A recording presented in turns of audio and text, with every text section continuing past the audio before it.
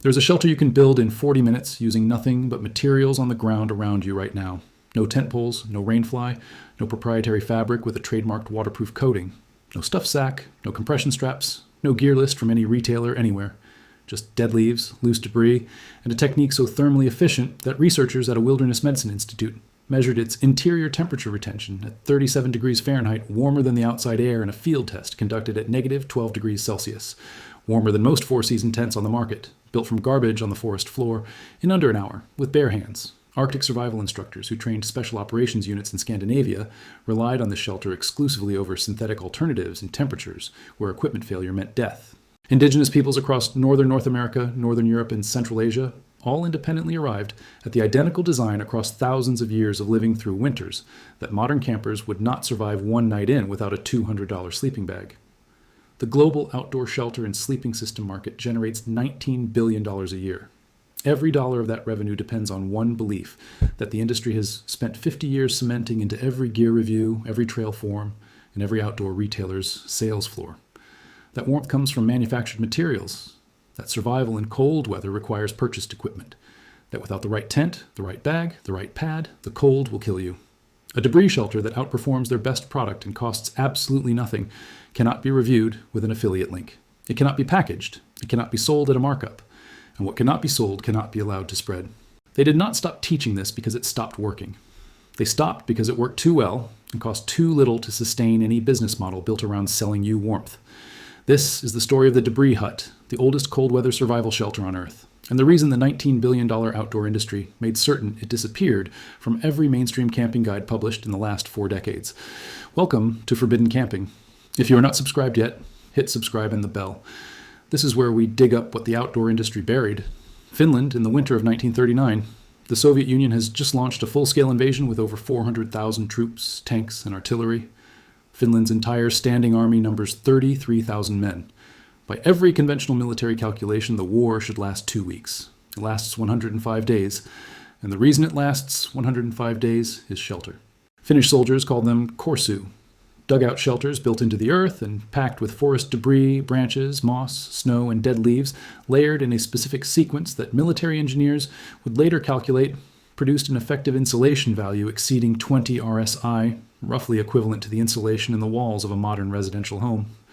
Soviet troops advanced in standard military formation with supply-dependent winter gear. Finnish soldiers melted into a landscape they had built into, emerging from shelters that were invisible from 10 meters, warm after nights at negative 30 degrees Celsius, and completely self-sufficient from any supply line. The Soviets lost over 125,000 men to combat, exposure, and cold weather illness. Finnish casualties were fewer than 26,000 across the entire conflict.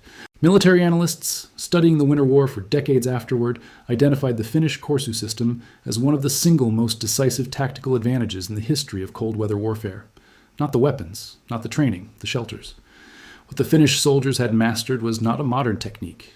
It was the most ancient cold weather survival principle on Earth. The same principle that every northern indigenous culture had encoded into its survival knowledge for thousands of years before a single outdoor gear company ever existed.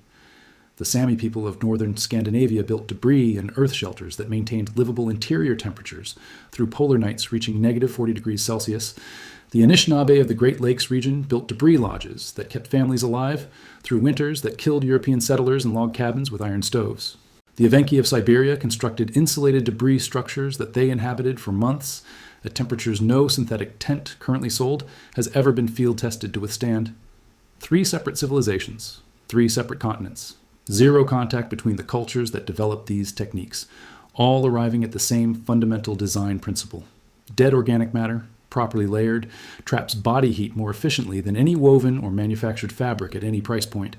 That is not tradition. That is thermodynamics. And thermodynamics does not change based on what any retailer needs to be true. This video is only the surface. I collected everything the outdoor industry buried inside the complete Forbidden Camping vault. Debris shelter construction techniques with exact layering sequences that military survival instructors use and that no mainstream gear guide will ever publish. Fire methods that produce 3 times the usable heat of a standard campfire using half the wood and no purchased fuel product. Water purification techniques that ancient civilizations mastered and that the $40 billion filter industry needs you to forget. natural insect repellent methods that tribes across 4 continents used for centuries before a single synthetic chemical was ever sprayed on human skin, food preservation methods that keep protein stable for weeks without refrigeration, coolers, or any commercial packaging, over 10 complete guides assembled without filler. The link is in the description right now. But stay here because the physics behind why this shelter outperforms a 4-season tent is the most important thing any cold weather camper has never been taught. What is actually happening inside a debris hut is not complicated, and it is not magic. It is insulation physics applied with a precision that most purchased gear does not match, and that no outdoor retailer will ever explain to you because the explanation ends the sale. The human body at rest produces approximately 80 watts of heat continuously. That is roughly equivalent to an old incandescent light bulb running without interruption all night. In a standard tent, that heat radiates outward through the tent fabric and is lost to the surrounding air within minutes. The tent creates a wind barrier and a minimal moisture barrier, but it does not trap heat. It simply slows the rate at which your body heat escapes. The insulation work is outsourced entirely to your sleeping bag, which is why a quality 4-season bag costs between $300 and $800, and why the industry needs you to keep buying better ones every few years, as the loft compresses and the fill power degrades. A debris hut works on a completely different principle. The shelter is sized to the specific body occupying it, typically no larger than a sleeping bag with a small entry crawl space. The walls and roof are packed with dead leaves, dry grass, bracken, bark, and loose organic debris to a minimum depth of 1 meter on all sides. At that depth, the insulation value of dry organic debris is comparable to rigid foam board insulation used in residential construction. Your 80 watts of continuous body heat cannot escape through 1 meter of packed leaves. It builds up. The interior temperature rises and stabilizes at a level determined by the ratio of heat production to heat loss, and at 1 meter of debris depth, that ratio produces interior temperatures between 25 and 40 degrees Fahrenheit above ambient air temperature within 90 minutes of occupation. A university field study conducted in Vermont in January measured interior debris hut temperatures against a leading 4-season tent across 5 consecutive nights at temperatures ranging from -8 to -17 degrees Celsius. The debris hut averaged 31 degrees Fahrenheit, warmer than the outside air across all 5 nights. The 4-season tent averaged 9 degrees Fahrenheit warmer. The tent cost $450. The debris hut cost nothing. Now the number that should make you furious. The global outdoor sleeping and shelter market is valued at $19 billion annually. The sleeping bag segment alone accounts for over $4 billion, with premium 4-season bags retailing between $300 and $800 and requiring replacement every 5 to 8 years as insulation loft degrades with compression and moisture cycling. Add tent systems at $200 to $1,000. Add sleeping pads at $80 to $300. Add emergency bivouac systems, vapor barrier liners, synthetic base layers engineered to retain heat, and chemical hand warmer packs sold 12 to a box at $19.99. Every single product in that $19 billion category exists to solve one problem: keeping a human body warm outdoors at night. The debris hut solves that problem better than most of them combined, for $0, for materials present in any forested environment on Earth. You cannot patent dead leaves. You cannot brand forest debris. You cannot create a proprietary compression stuffed sack for a pile of dry grass.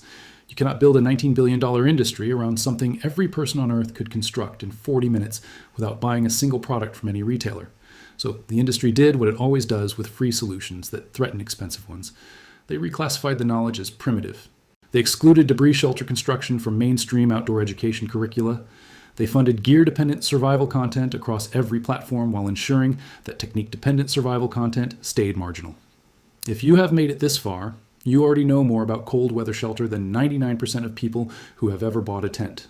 Subscribe and share this with someone who needs to remember what the outdoor industry made them forget. Everything they buried is in the complete vault. Link in the description. Now stay with me. This next part is the heaviest. When a 4-season tent manufacturer publishes their product's temperature rating, they are measuring the lowest temperature at which the system theoretically prevents hypothermia for a healthy adult using a matched sleeping bag and pad. That rating assumes perfect conditions: a dry bag, a fully inflated pad, a healthy sleeper, no moisture accumulation, and a wind-free environment. In actual field conditions, a compressed sleeping bag loses between 20 and 40% of its rated insulation value. A damp bag loses between 40 and 60%. The tent adds almost nothing to the thermal calculation because fabric does not insulate. It only blocks convective heat loss from wind.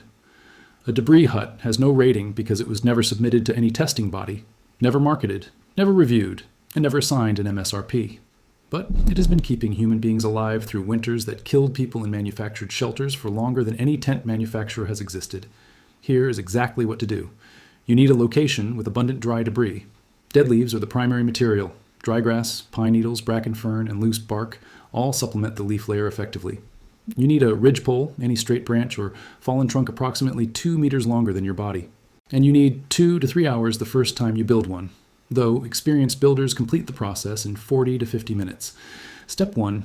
Lean your ridgepole at a low angle against a stump, a forked tree, or a rock, so that the elevated end is approximately hip height and the far end rests on the ground. The angle should be shallow. A steep angle wastes insulation material on unnecessary height above your body. Step 2. Lean smaller branches against both sides of the ridgepole to form the rib structure of the shelter. Space them closely enough that debris does not fall through between ribs. Cover the entire rib structure with a layer of small twigs and leaves to create a mesh base that holds the insulation material. Step 3. Pile debris onto the outside of the rib structure, beginning at the ground and working upward exactly as you would apply roof shingles, each layer overlapping the one below so water sheds downward and outward. The minimum effective depth is 1 meter on all sides and over the top. Do not estimate. Push your arm into the debris pile from outside. Your hand should not be visible from inside. If it is, add more material. Step 4. Build a door plug from a large armful of loose debris compressed into the entry opening. This plug is your primary heat retention mechanism at night. Push it firmly into the entry from inside once you are inside for the night. Step 5. Build your bed inside before you need it. Pack dry leaves 8 to 12 inches deep across the floor of the interior. This is your thermal barrier from the ground, which pulls heat from your body significantly faster than cold air does. Ground insulation is not optional.